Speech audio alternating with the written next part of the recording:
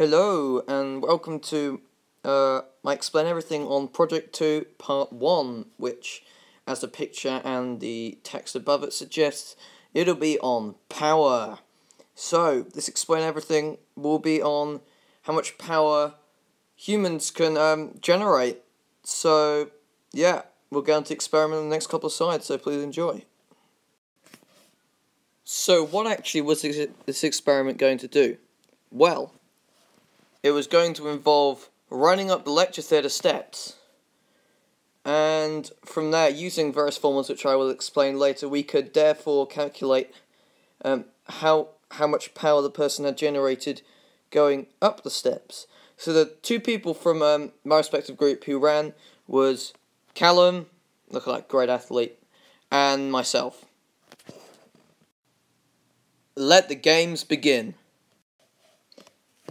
So first, we're going to look at how Callum did. So let's check out a video. Have some background music on.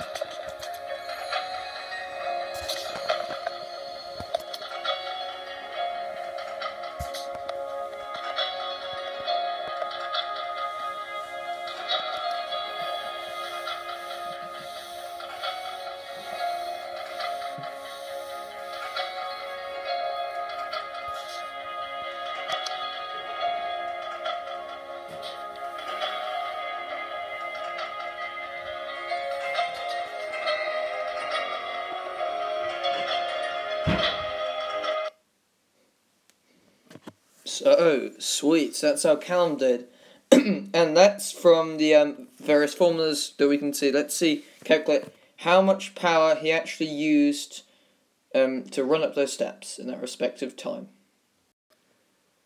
Of course, before we can actually calculate something, we need to know the formula to be able to actually work that out. So this is the formula that we're going to use to be able to work out the amount of watts or power that Callum would be able to create running up those steps. So first of all, we need to work out the amount of force, and to do that, we times the weight of the person, including everything they're wearing, times the number of newtons per kilo that there is on Earth. Once we've got that, we can work out how much work the person has actually put in, and to do that, we do the force times by the vertical distance gained in meters. And then from there, we can actually work out how much power we have by doing the amount doing work divided by the time it's taken in seconds. So now that we've done the formula, it's time to actually calculate. So how much power did Callum actually produce? So as we'll run through the same format as the previous formula, but this time with numbers. So we'll do force.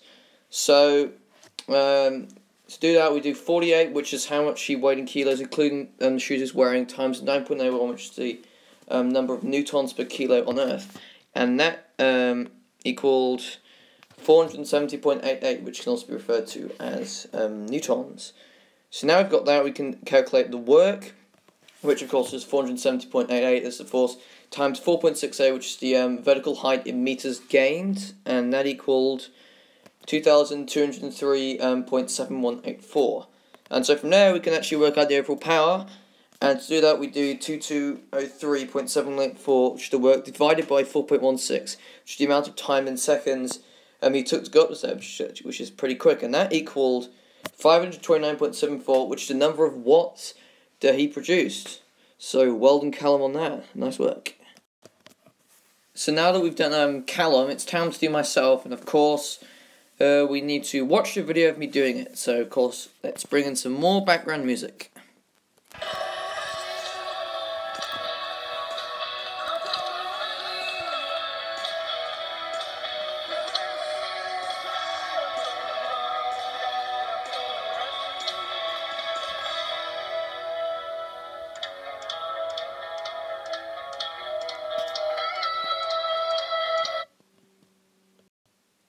So after seeing that video, it's now time to look at how much power did I produce. So we'll run through the same formula yet again. So we'll first do how much force I produced.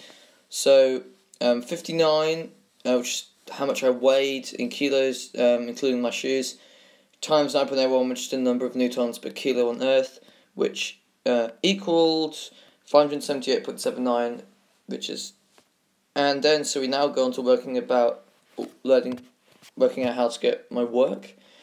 And as you can see, it's 578.79, which is the force I had, times 4.68, which is the vertical height gained. And that equaled 2708.7372. And so now we can get the power, which is 2708.7372, divided by 4.63, which is my time in seconds. And that equaled 585, which is the amount of watts which I produced to get up the hill step. So, after all that, it's time to look at a summary of all the things. So, we have seen videos of people running upstairs to soundtracks and appropriate music tracks. But on top of that, we were able to calculate power. And a very interesting thing I found was that Callum, he ran up the stairs at a time of 4.16 seconds and produced 530 watts of power. Meanwhile, myself went a bit at 4.63 seconds, which was actually quite a lot slower than Callum's time. But the surprising thing is that the interesting thing I found about it is that I actually produced more power because of which would have been because of the fact that I weighed more. So yeah, it's a pretty interesting thing that it's not just about how fast you're determined. If you're fast, you'll produce a lot of watts, which is the case, but weight is also an interesting issue. So, out of the clash between myself and Callum, I did end up the winner. So it's now time to come and compare myself with another animal. So it's myself, and I've decided to, keeping up with the running theme, to compare myself with a cheetah. So if we just get a picture of myself, and I produced 585 watts, as we saw earlier. So we just have a picture of a cheetah in full flight. So according to my research, an average cheetah produces 100 watts per kilo.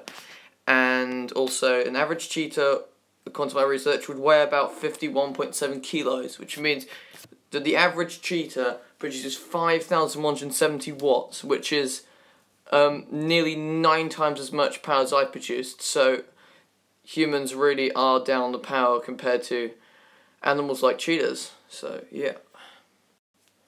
In terms of errors, I personally don't believe that there's anything really drastically wrong with what we've done.